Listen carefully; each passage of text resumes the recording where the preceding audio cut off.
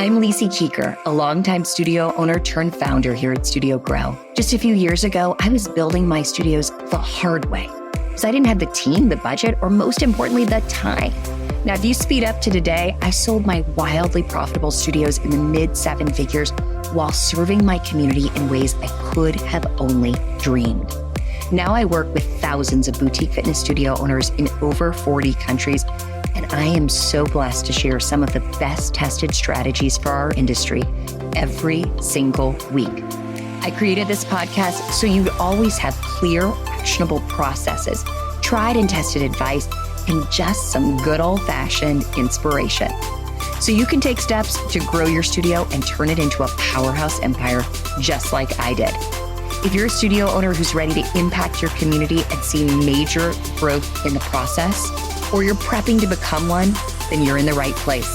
So let's kick this off, shall we?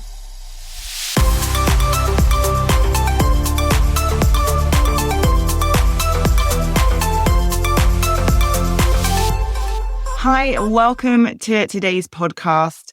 I am so thrilled to be following up on an episode that we recorded with Catherine and I. Maybe you heard it. We did a Q&A session asking studio owners to tell us their big problems, a bit of an agony aunt session. And it was really interesting because so many of those were around team, whether it was my instructors turned up late, no one will sub in my studio, my team are not on board with my pricing.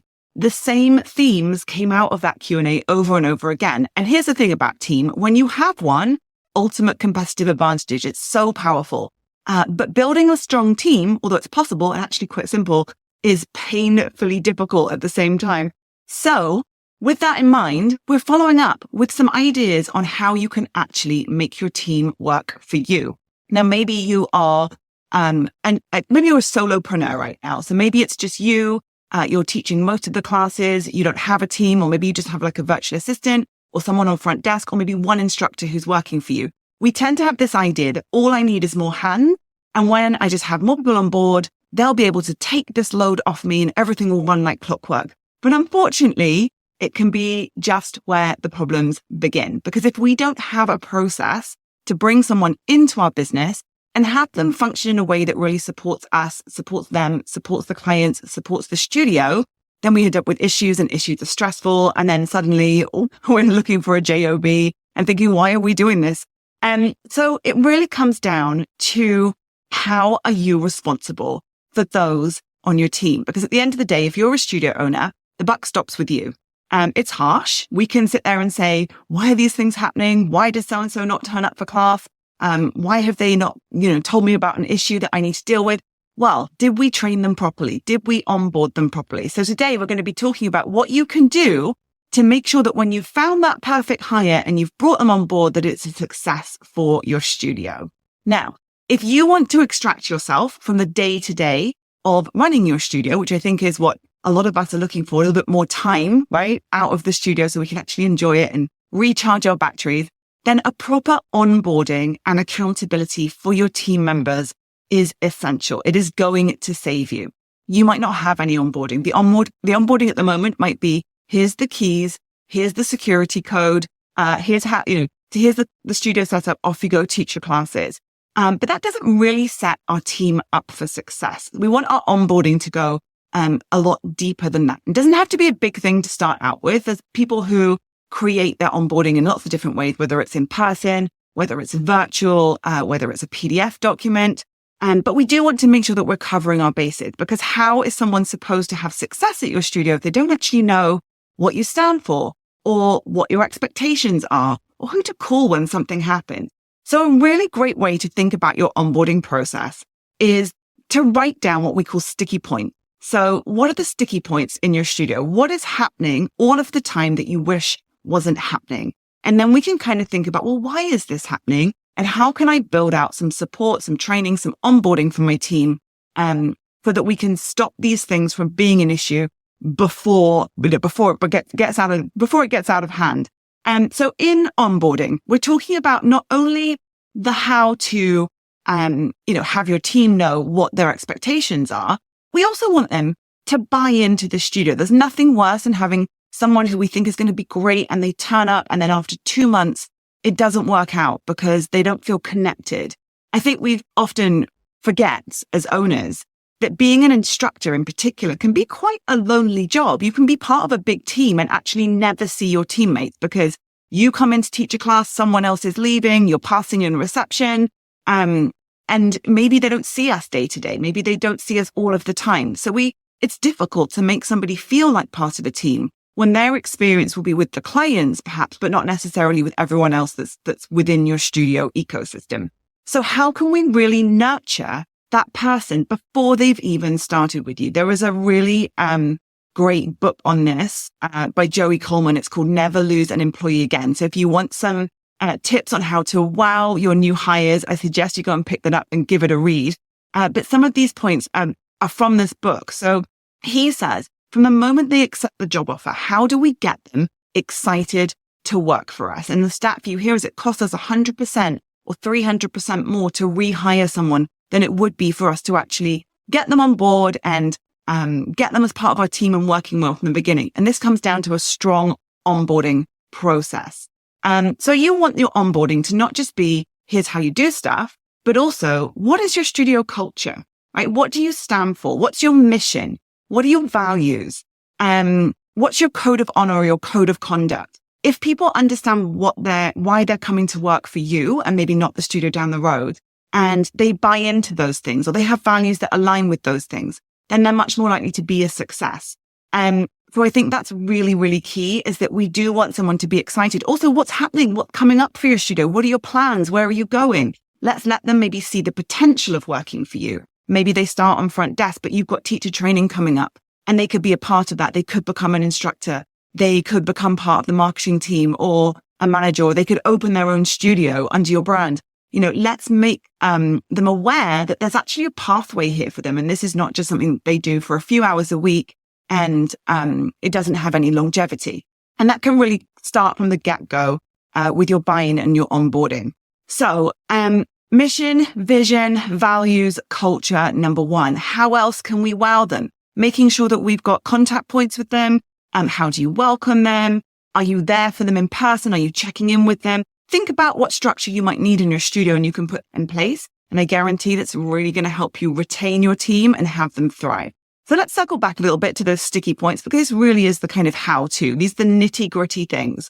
And again, if this is in your onboarding process, it just means that you don't have to repeat yourself to each and every person that you bring on board, because they know what to do when you need a substitute. They know what your communication time expectation is. They know about the training that you want to be done in the studio. They know about who to contact for what. Have you run out of supplies in your studio?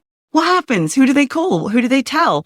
So if all of these things are laid out for you and laid out for the instructor, it just makes things really easy. And you know what? As an instructor, I remember I've worked for so many different studios as an instructor back in the early days of my career. And I don't think I ever once had a studio onboard me. And I never once had anyone tell me what to do for these things.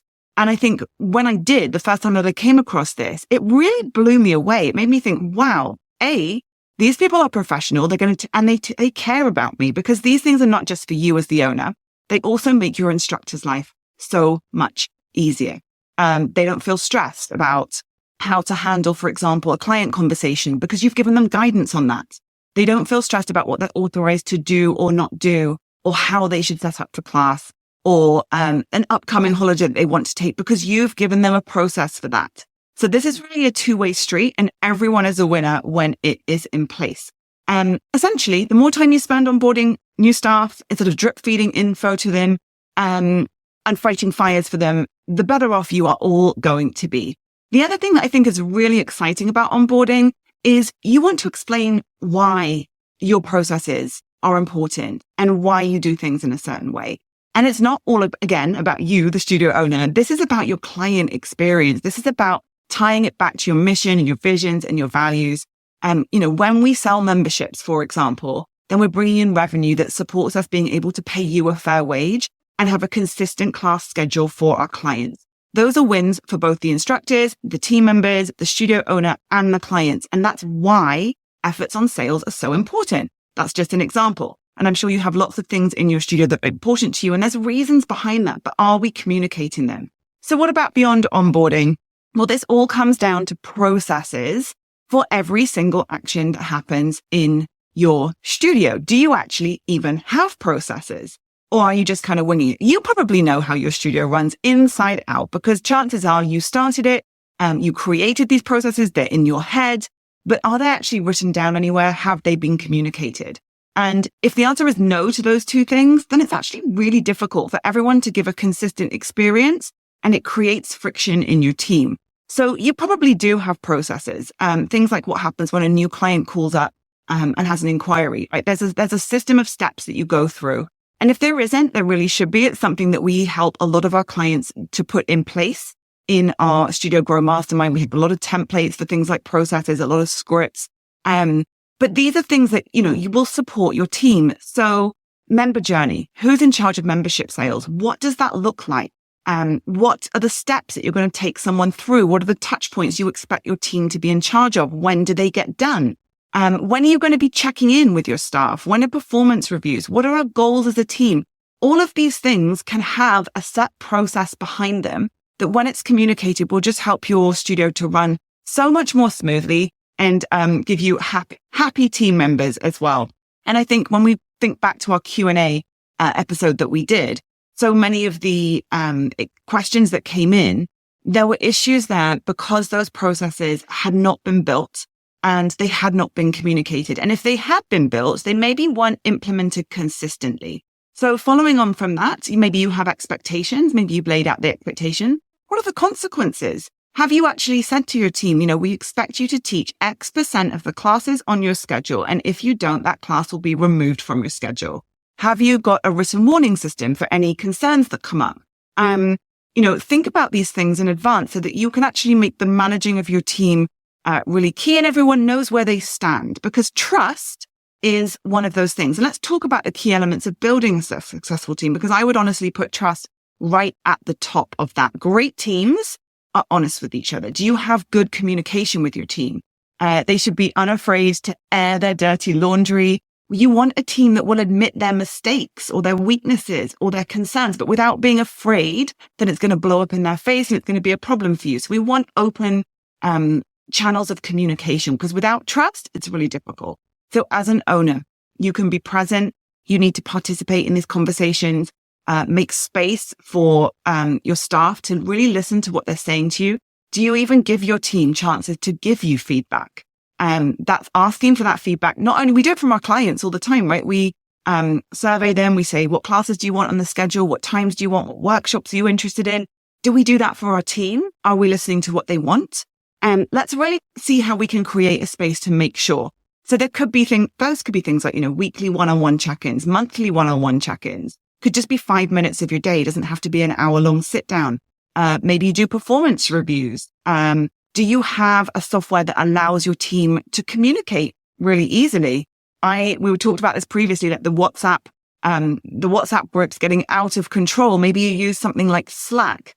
So it's not personal. It's easy for people to direct questions to the right team members. Maybe you have quarterly team meetings, or every 6 months you have a team meeting, or every year you have a retreat. You go off site and you kind of get everyone together and you go through these things. But are you creating that space and those channels of communication so that your team really has trust in you and you in them? The second key element of building a successful team is result. Now, there's all sorts of different results here. And I know that when we're working with instructors, very often they'll say, well, my classes are full all the time, so I would like a raise, or, whatever it is. It's very around the individual. So individual recognition and attention. But then there's also the collective results, and these are the goals of the business. So when I say results, I'm actually talking about the business result. Now, your team may not know exactly where your business stands financially or where your goals are, but they should have a clear idea of what goals are important to them and actionable for them to help push your studio forward to the next level. So you need to define your goals and result in a really easy, kind of simple way to grasp that will have different members of your team on board. And it can't just be profit, right? And you might not even want to share that with your team. It's not actionable enough. These need to be really closely related to what they can do on a daily basis. So this could be, are you showing up 20 minutes before class? Are you committed to teaching a certain percentage of your classes without subs? Have you gotten your own subs for all of your classes or a majority of your classes? It could be that, is it a number of membership sales? Maybe it's a front desk team. Have they done a certain number of calls to new clients? Have they followed up a certain number of leads? All of these kind of things are very tangible, defined goals. Perhaps you'll set them out for the quarter, for the year. Again, this is something that we do inside of our Studio Grow Mastermind. We actually have special time dedicated where we sit down and we work out what our goals are going to be for our business. And then you're able to take that and communicate that into an actionable step for your team. So obviously, as an owner, for this to happen, you need to be really clear on your numbers. You need to be really clear on your KPIs and what you're asking your team to do and how they're going to achieve it. It's one thing to have a goal, but if there's no map to get there, how are they supposed to follow the map? And so being very transparent with your team around the results that you're expecting and how they can contribute to that and have very clear, measurable steps is really going to help them. The third thing that's really key to building a successful team is really to avoid this fear of conflict or artificial harmony. So I think a lot of us have this fear of conflict. We don't want to upset people. What if we lose our star instructor because we've said something that they don't want? But if we step back from conflict, if we don't address things that are niggling, it's going to create more conflict in the end because what needs to be said is left unsaid. So, and it goes for the instructors as well. If they haven't had, or your team members, if they haven't had an opportunity to say what they've been feeling and get listened to, they're not really going to get on board. So we want to make sure that we're not stepping away from conflict and we're actually going to face up to the challenges that we have in our business and deal with them in a professional and really supportive way. So maybe you're going to have somebody who at the end of this process, you realize isn't a good fit. And that's going to be a tough conversation when you have to let someone go.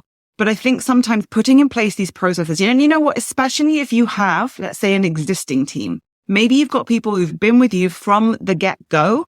They've been used to doing their own thing, their own way, and it works. Everyone's muddling along. And then you decide to put in place these processes and this onboarding and expectation. And that's great with your new team members. You can start doing that straight away and they are thriving. What about your old team members? Sometimes it's harder for people who've been with you for a while to make shifts or changes than it is for someone who's coming in fresh and it's just always been that way. So that may be the case that as you put these things in place, there are people who kind of take themselves out of the equation because they realize that it's not a good fit for them. But if you need to do that, that is going to be a tough conversation. One that can start, I don't think you're a fit for this team and I don't think you really want to be here. Give them examples. And we're not going to go into it in this podcast because having difficult conversations, there's some excellent resources on that in the podcast. So go and have a look. But we don't want to be afraid of this conflict. We want to make sure that everyone is growing in the same direction. And actually, if you are having issues with a team member, sometimes it's better, even though it's painful in the short term, to let these people go because you will thrive and go forwards from them. And finally, improving your own leadership to support your team. If you've never been in a leadership role before, or this is something that maybe you're not comfortable with, then maybe it's time to start thinking, okay, is the problem always my team? Or could I do better as a leader? Are there things that I'm not modeling for them? Am I being humble? Am I projecting confidence in a time of uncertainty? You want to be approachable.